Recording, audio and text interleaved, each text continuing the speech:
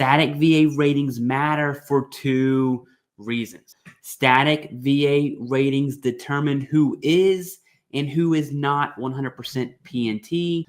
That static rating definitely puts a cushion between the veterans and the VA reducing that VA rating.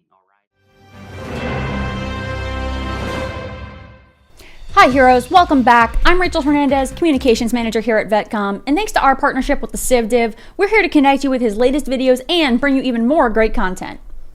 Let's talk 100% and 100% PNT. What is the difference? First, let's start with static versus non-static ratings. A static rating means your condition isn't likely to improve over your lifetime and that future routine exams aren't required. On the other hand though, non-static ratings mean periodic reevaluations may be required.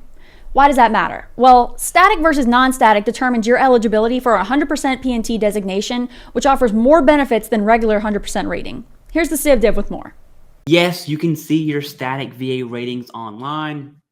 I did a video that showed veterans how to do that. I'm going to show you again here, but I wanted to put everything in one spot. It's super easy.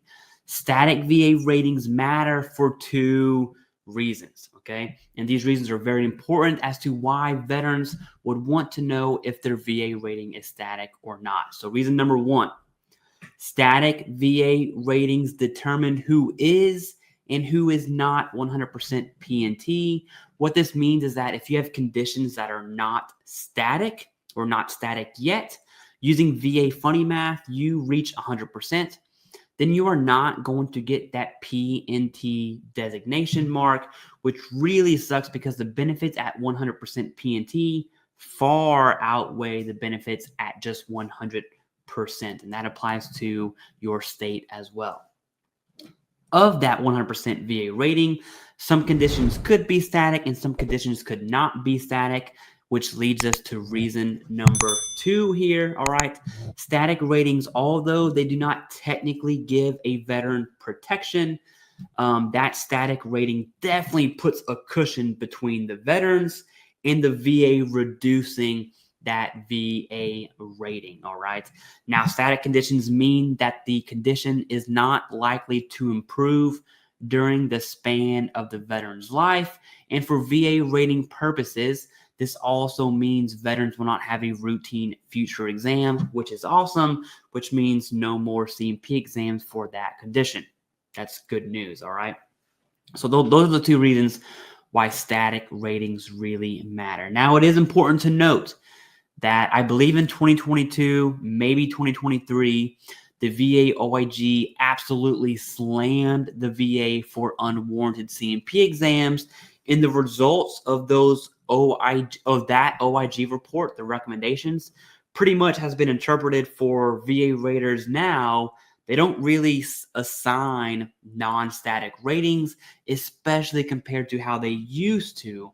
That has been a huge shift within the last few years. So yes, there still are some static ratings, but it's definitely not as common as it was before. And I would probably make the argument it's not common to see a non-static rating. Okay. So yes, you can see your VA static ratings online. It's super easy. I'm going to show you how to do that. You need to follow these steps in order. Okay. I had a lot of comments in the last video I did this on, so I wanted to make it again. This is va.gov. This is my account. This is me, Clayton Phillip Sims. That's my name. Hello. You have to log into va.gov first. You have to. All right. After you log in, you click a new tab, new window. See, va.gov is still here. I have my new window. It's blank. You're going to use this website and paste it into the web address bar. You might say, hey, where's the website that you just pasted in the address bar? It is down below in the pinned comments. A lot of people couldn't find it for some reason. I don't know why. It's pretty simple. I'm going to read it to you just in case you can't find it. You can go ahead and use your little fingers here, okay? It is https semicolon / I don't know if it's backwards or forwards. It's the one that goes this way.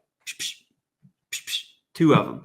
https://api.va.gov/ same direction v0/rated_disabilities. Put it in there. Now just go copy it and paste it from the pinned comment, or you can deal with what I just said. All right. Up at the very top, I'm going to zoom in. This means nothing, okay? It's pretty hard to read. Now, some people said you can paste that into ChatGPT and ask it to do all that stuff. That's fine. Or you could just not be an idiot and go to Pretty Print. You just click this little box right here, and it makes it readable, okay?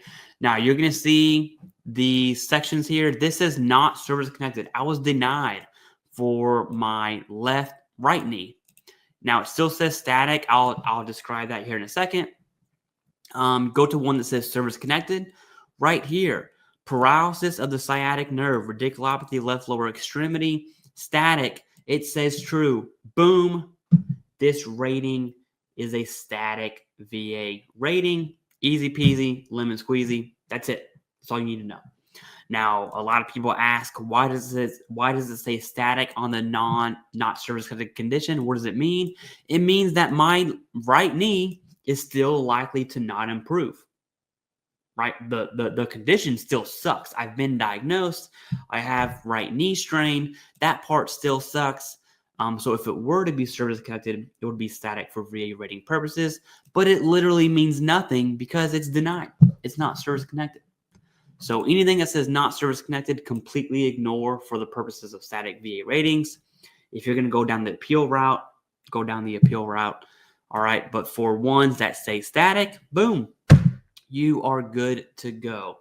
Now, this does lead to the question of what do you do if one of your conditions is not static?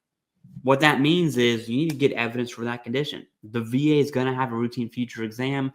Your decision letter will tell you that, by the way. But just in case you don't know how to read your decision letter, what that, practically what it means to you as a veteran is you need to seek healthcare for that condition. I would argue it's pretty common to see non-static ratings for mental health ratings at 100%. It's pretty likely that medication, something's going to help you, and you could be rated at 70%. I've seen that scenario happen more than any other scenario. That's why I bring it up, okay? So that's all static ratings mean, whether they're static or not static. If it's not, I would absolutely start gathering evidence because you're going to need that for your routine future exam. If it is static, that means your ratings, once you equal 95% of your static ratings, you're going to be 100% P&T. So here's an example. Let's say I'm at 94%. All of my ratings are static. I'm at 94%.